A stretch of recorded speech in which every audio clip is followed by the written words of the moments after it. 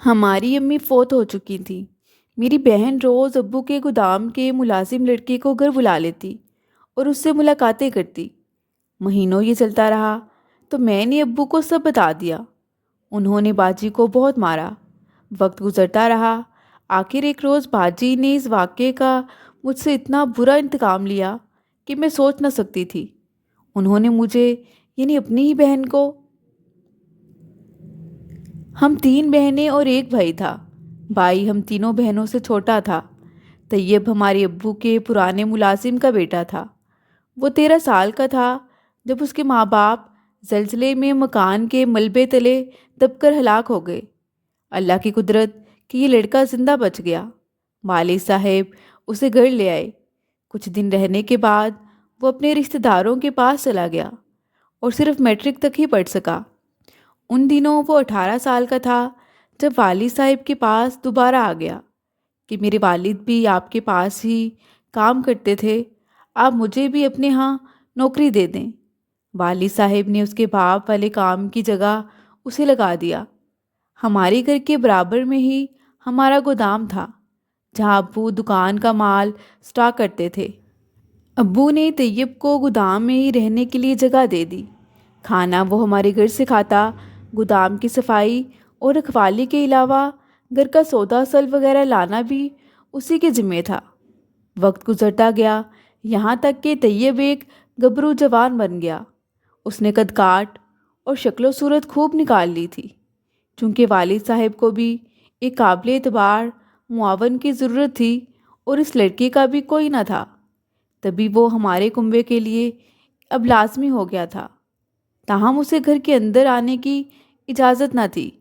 میری ماں کا کہنا تھا کہ وہ ہمارے خدمتگار کا بیٹا ہے اور اسے خدمتگار ہی رہنا چاہیے، لہٰذا والدہ اس سے کچھ فاصلہ رکھتی تھی۔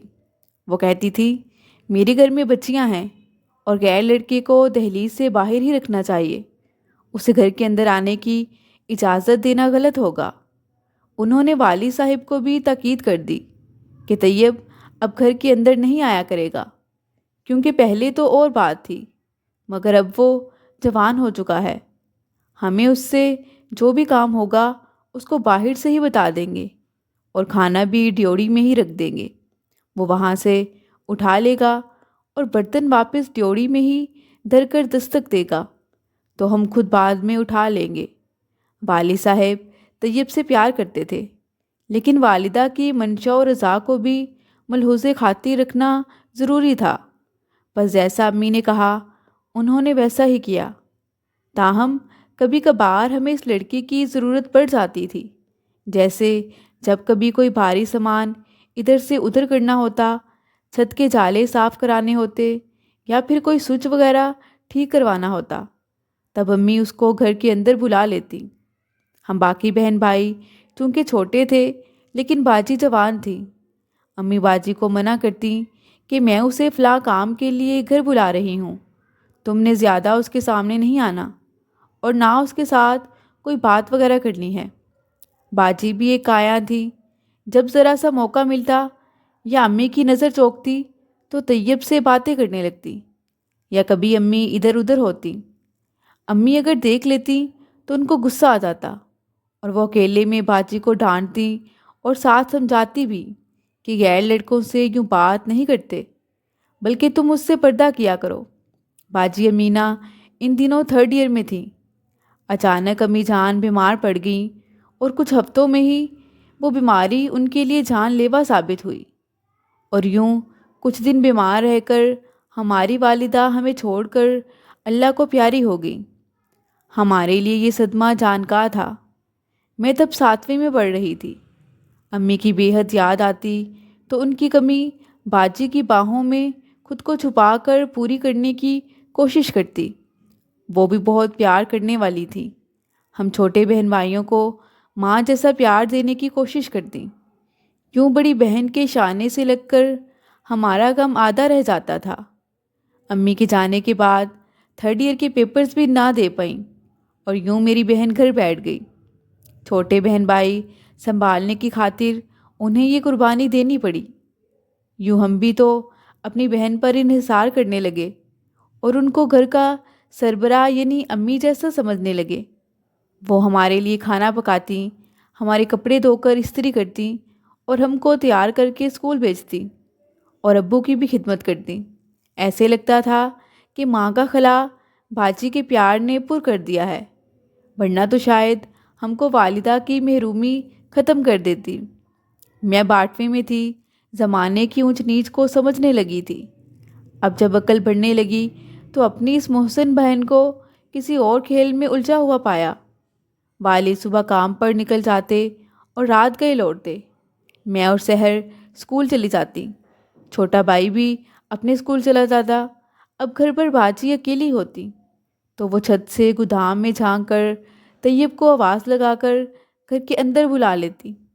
پہلے کام کے بہانے بلاتی، بعد میں شاید اسے بھی اس کھیل میں مزہ آنے لگا تھا، اور پھر تنہائی کی ان ملاقاتوں نے ایک نیا روپ دھار لیا۔ اتفاقاً کبھی میں اور سحر اسکول سے جلد آ جاتے اور کبھی چھوٹا بھائی، تو ایسے میں طیب کو ہم گھر کے اندر بیٹھا پاتے۔ شروع میں دھیان نہ گیا کہ کسی کام سے آیا ہوگا، مگر رفتہ رفتہ میرے دل میں عجب وسوسے سر اٹھانے لگے کہ یہ روز کیوں ہمارے گھر میں ہوتا ہے، جبکہ امی ہمیشہ باجی کو منع کرتی تھی کہ اس کے سامنے نہ جایا کرو، اس کے ساتھ زیادہ بات نہ کیا کرو۔ اکثر جب بھی ہم گھر آتی، طیب کو اکثر ہی آگے باجی کے پاس موجود پاتی۔ اس کا اس طرح ہر وقت موجود رہنا ہمیں ناگوار گزرنے لگا۔ پہلے جب ہم نہ سمجھ تھے تو کسی بات کو خیال میں نہ لاتے تھے، مگر جوں جوں عقل آتی گئی، طیب کو باجی کے ساتھ بے تکلفی سے گفتگو کرتا پا کر دم گھٹتا ہوا محسوس ہونے لگا۔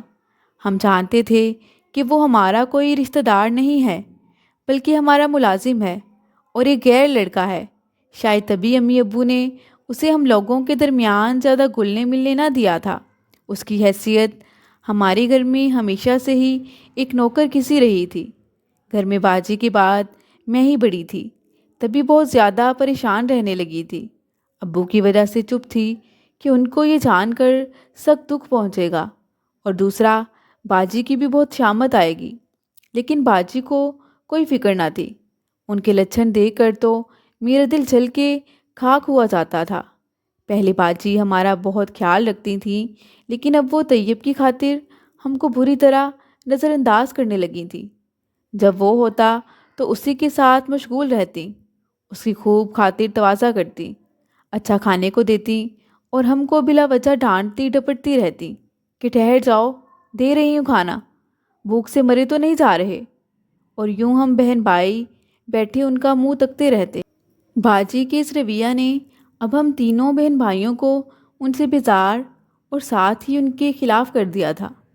جب میں 9ویں میں تھی، زیادہ الجھاؤ میں رہنے لگی، اور ایک روز جرأت کر کے بہن کو جتلا بھی دیا کہ باجی دیکھو، تم جو کر رہی ہو ٹھیک نہیں ہے، باز آ جاؤ، ورنہ میں سب ابو سے کہہ دوں گی۔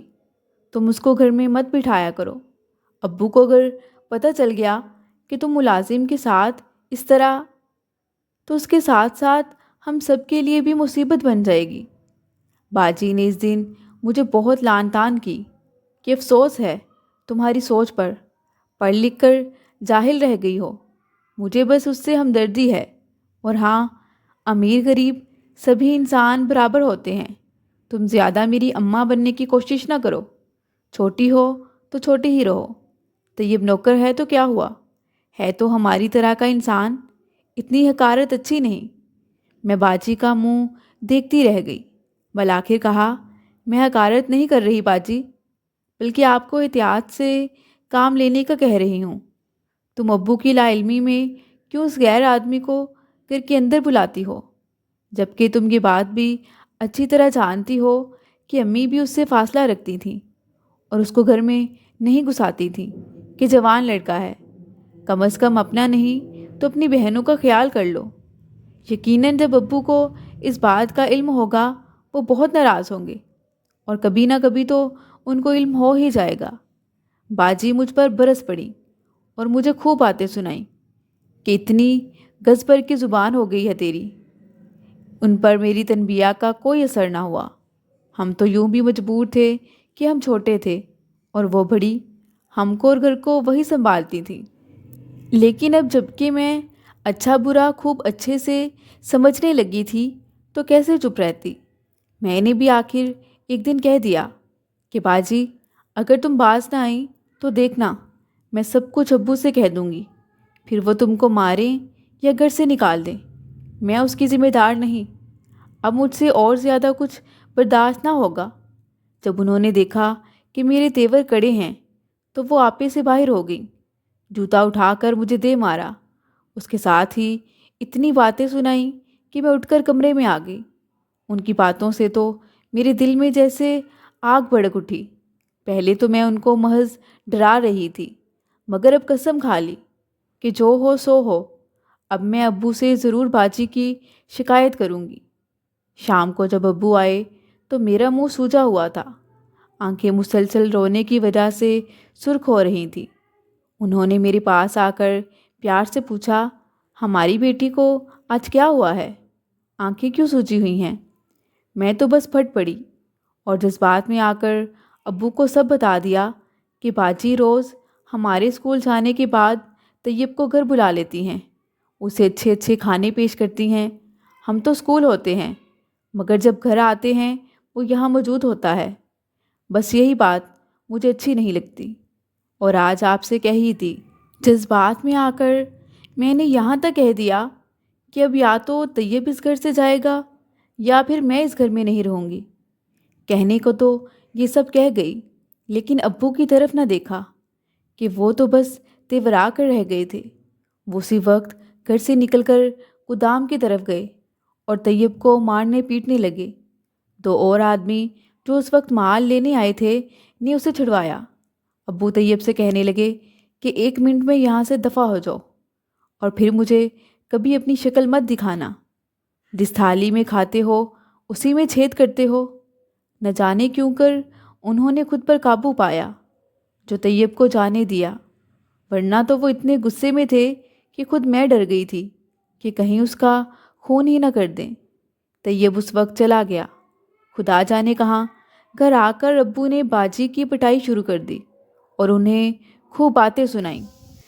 میں اب پچھتائی کہ جلد بازی میں ابو کو بتا کر ابو کی نظر میں باجی کی بے قدری کرا دی تھی۔ وہ جیسی بھی تھی ہم کو تو محبت دے رہی تھی، دیکھ بھال اور ہمارے سارے کام کرتی تھی۔ انہوں نے اپنی تعلیم بھی ہماری خاطر چھوڑی، اس ڈر سے قربانی دی کہ کہیں ابو دوسری شادی کر کے مجھ اور میرے بہن بھائیوں پر سوتیلی ماں نہ لا بٹھائیں۔ اب برے دنوں نے مجھے گھیرا۔ ابو کا بس نہ چلتا تھا کہ باجی کو کنویں میں دھکا دے دیتے اور باجی اٹھتے بیٹھتے مجھے کوستی کہ کمبخت بہن ہے کہ ڈائن، مجھ سے میرے باپ کی شفقت اور محبت چھین لی ہے۔ ناگن میں تو ہر وقت تجھ پر نچھاور ہوا کرتی تھی اور تو نے یہ سلا دیا ہے کہ مجھے باپ کی نظروں سے گرا دیا۔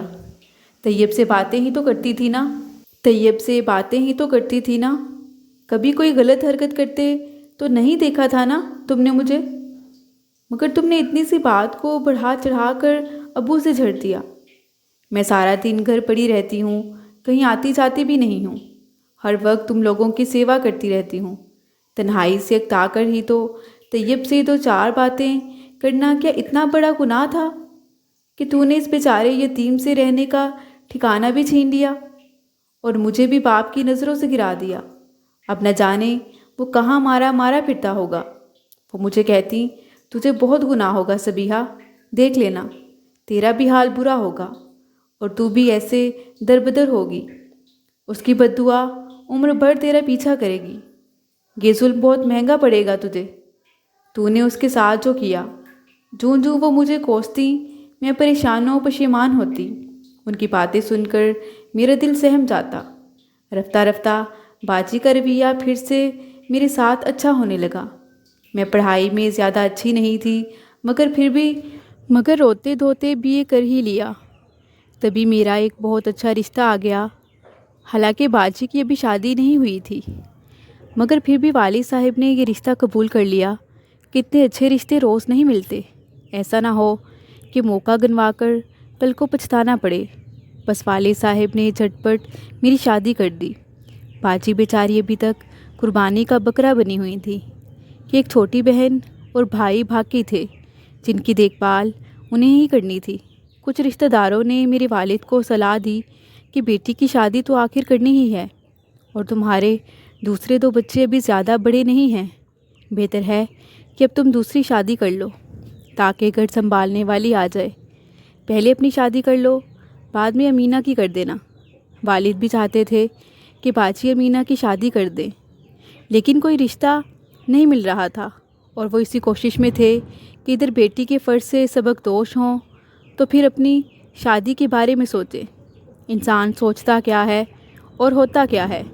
ابو کو کسی نے باجی کے لیے ایک رشتہ بتایا، اور جس روز وہ لڑکا دیکھنے لاہور جا رہے تھے کہ پتوکی کے قریب ان کا ایکسیڈنٹ ہو گیا۔ وہ جانبر نہ ہو سکے اور ہم کو تقدیر نے ایک اور زخم لگا دیا۔ میں تو اپنے گھر میں خوش و خرم آباد تھی، لیکن اب بڑا مسئلہ میری باجی، چھوٹی بہن اور بھائی کا تھا جو اکیلے نہ رہ سکتے تھے۔ میرے شوہر عدنان بہت اچھے انسان تھے اور وہ بے حد مجھے چاہتے تھے۔ جب میں نے ان سے اپنے بہن بھائیوں کی مجبوری بتائی تو وہ بولے کہ ان سب کو یہاں لے آؤ اور اپنے پاس رکھ لو۔ میں نے کہا کہ ایسا مناسب نہ ہوگا، وہ میرے والد صاحب کا ذاتی مکان ہے، وہ اسی میں رہتے بھلے لگتے ہیں۔ مکان کو تالا لگ جائے گا اور یوں رشتہ دار اور دوسرے لوگ بھی آپ کو یہی کہیں گے کہ بیوی کے رشتہ دار پال رہے ہو۔ بہتر یہ ہے کہ ہم ہی کچھ عرصہ ان کے پاس جا کر رہ لیتے ہیں، جب تک کہ کوئی ایسا رشتہ باجی کے لیے نہیں مل جاتا جس کو گھر داماد بننے کی شرط قبول ہو۔ عدنان نے میری بات مان لی اور ہم اپنے گھر سے والد صاحب کے گھر منتقل ہو گئے۔ والد صاحب نے کافی رقم باجی اور چھوٹے بھائی کے نام جمع کرائی ہوئی تھی، لہٰذا انہیں خرچے کی تنگی تو نہ تھی، لیکن تحفظ ضرور چاہیے تھا۔ باجی میری اور عدنان کے ساتھ رہنے پر خوش تھیں کہ اب ان کو کوئی ڈر نہ لگتا تھا، اور ساتھ ہی وہ بہت سے دوسرے مسائل سے بھی بچ گئے تھے۔ عدنان ہر طرح سے میرے بھائی اور بہنوں کا خیال رکھ رہے تھے۔ میں البتہ والد کے گھر آ کر کچھ بے آرام ضرور ہوئی تھی، کیونکہ میرا اپنا گھر آرام و راحت کا گہوارہ تھا، جہاں ہر وقت نوکر چاکر سبھی سہولیات میسر تھیں، اور مجھے اب ان سب کی عادت پڑ چکی تھی۔ عدنان کی مجھ سے محبت دیکھ کر ہر کوئی مجھ پر رشک کرتا تھا۔ ابو کے گھر آ کر ہم نے باجی کے لیے کئی رشتے دیکھے، مگر واری قسمت باجی کے لیے ابھی تک کوئی موزوں رشتہ نہ ملا۔ لیکن میری چھوٹی بہن نے جب ایف اے کر لیا تو اس کی شادی عدنان نے اپنی بہن ہی کے بیٹے سے کرا دی۔ میرے بھائی نے بھی جب 8ویں پاس کر لی تو عدنان نے مشورہ دیا کہ اس کا کیڈٹ اسکول میں داخلہ کروا دیتے ہیں، یوں اس کا مستقبل بھی روشن ہوگا اور رہائش کا بھی مسئلہ نہ رہے گا۔ یوں میرے بھائی کی سلیکشن کیڈٹ اسکول میں ہو گئی اور وہ جہلم چلا گیا۔ اب گھر میں باجی، میں اور عدنان رہ گئے۔ میں نے باجی سے اصرار کیا کہ اب آپ ہمارے گھر چل کر رہیں، ہم بہت دن آپ کے پاس رہ لیے۔ میرا ایک یہ بھی مقصد تھا کہ وہ میرے گھر میں میرے ساتھ رہیں گی تو میرے خاوند کے اسٹیٹس کے مطابق ان کے لیے بھی کوئی اچھا رشتہ آ جائے گا۔ والد صاحب کا گھر تو ایک متوسط طبقے کے رہائشی علاقے میں بنا ہوا تھا، اور ان کی وفات کے بعد ان کا حوالہ بھی نہ رہا تھا۔ رشتوں میں لوگ ایسی باتوں کو بھی مد نظر رکھتے ہیں۔ باجی میرے گھر ہمارے ساتھ آ کر رہنے لگی۔ ہمارے ساتھ رہتے ہوئے یہاں ان کو احساس ہوا کہ زندگی میں اصل خوشی تو رشتہ ازدواج میں بن جانے سے ہی ہے۔ ان کو اب اپنی زندگی میں اس کمی کا شدت سے احساس ہونے لگا تھا۔ عدنان کی محبت میرے لیے بڑا سرمایہ تھا، جس سے میرا گھر رشک جنت تھا۔ کاریں، بنگلہ، زر زیور، سبھی کچھ تو میرے پاس تھا۔ میں شہزادیوں والی زندگی گزار رہی تھی۔ نوکر چاکر ہر وقت میرے آگے پیچھے رہتے تھے۔ خدا تعالیٰ نے مجھے 2 بیٹیوں سے بھی نواز دیا۔ دوسری طرف میری بہن کے نصیب کے پھول ابھی تک نہ کھلے تھے۔ کئی بار رشتے کی کوشش ہوئی، لیکن بات بنتی اور پھر ٹوٹ جاتی۔ اللہ جانے کیا وجہ تھی، حالانکہ میں اور عدنان خلوصی دل سے چاہتے تھے کہ باجی امینہ اپنے گھر کی ہو جائیں۔ اب تو ان کی شادی کی عمر بھی نکلی جاتی تھی اور وہ خود اپنے آپ کو تنہا محسوس کرتی تھیں۔ وہی ہوا جس کا ڈر تھا۔ بہت کوششوں کے باوجود ان کا رشتہ کہیں نہ ہو سکا اور ان کی شادی کی عمر ڈھل گئی۔ میں تو خوش اور مطمئن اپنے بچوں کے چہکاروں میں گم تھی، لیکن مجھ سے کئی برس بڑی بہن تنہائی کی آگ میں جھلس رہی تھی۔ مجھے محسوس ہونے لگا کہ جب میں عدنان کے قریب ہوتی ہوں اور ہم پیار و محبت سے بات کرتے ہیں تو باجی کچھ کھو سی جاتی ہیں۔ اب تو اکثر وہ ہم کو ہنستے بولتے دیکھ کر ٹھنڈی آہیں بھرتی تھی اور ان کے چہرے کا رنگ بھی بدل جاتا تھا۔ تبھی مجھے باجی کی اور زیادہ فکر رہنے لگی اور میں نے ان کو خوش دیکھنے کی کئی کوششیں کی۔ ایک بار عدنان نے بچوں کی چھٹیوں میں مری جانے کا پروگرام بنایا۔ جانے سے ایک ہفتہ پہلے میں نے جانے سے انکار کر دیا کہ میری طبیعت ٹھیک نہ تھی۔ پروگرام کینسل ہونے پر بچے ناراض ہونے لگے۔ میں نے عدنان سے کہا کہ آپ بچوں اور باجی کو لے کر سیر کو چلے جائیں۔ میرے ہاں تیسرے بچے کی آمد تھی، اس وجہ سے ان دنوں میری طبیعت کافی خراب رہتی تھی اور گھر سے باہر نکلنا میرے لیے دوبر ہو رہا تھا۔ گرمیوں کی چھٹیاں تھیں۔ میں نے عدنان کو مجبور کیا کہ بچوں کو مری کی سیر کرا لائیں۔ میں نہیں جا سکتی تو باجی کو لے جائیں۔ انہوں نے بہت کہا کہ تمہارے بغیر سیر کا کیا لطف آئے گا، مگر میں نہ مانی کیونکہ جانے کی ہمت نہ ہو رہی تھی۔ میں باجی کو خوش دیکھنا چاہتی تھی کیونکہ ان دنوں وہ بہت بجھی بجھی اور اداس رہتی تھی۔ سیر سے واپسی پر میری بہن کا موڈ مزاج کچھ اور ہی تھا اور عدنان کی نظریں بھی بدلی بدلی سی تھیں۔ وجہ میری سمجھ میں نہیں آئی کیونکہ اس رشتے کو میں شک و شبہ سے بالا تر سمجھتی تھی جو میری بہن اور میرے شوہر کے درمیان تھا۔ عدنان جیسے پیار کرنے والے شوہر جس پر ایک بیوی پورا بھروسہ کر سکتی تھی، جبکہ باجی نے تو مجھے بہت پیار دیا تھا۔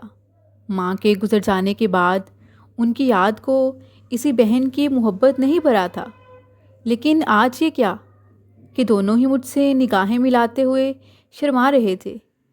بس اسی دن سے میری خوشیوں نے مجھ سے منہ موڑ لیا اور میری بربادی کا آغاز ہوا۔ میں حیران اور خاموش تھی، مگر تحمل سے کام لیا اور خود کو سمجھا لیا کہ سگی بہن پر شک و شبہ ناقابل معافی جرم ہے۔ معمول کے کاموں میں لگ گئی، لیکن باجی کے رنگ ڈنگ بناؤ سنگار سے دل کو دھڑکا سا لگ گیا۔ خدا جانے کیوں جی کو بے سکونی کھائی جا رہی تھی۔ تیسرے بچے کی پیدائش پر میں ہسپتال میں تھی۔ 2-3 دن ہسپتال میں ہی رہی، مگر جب گھر لوٹی تو یہ گھر میرا نہ رہا تھا۔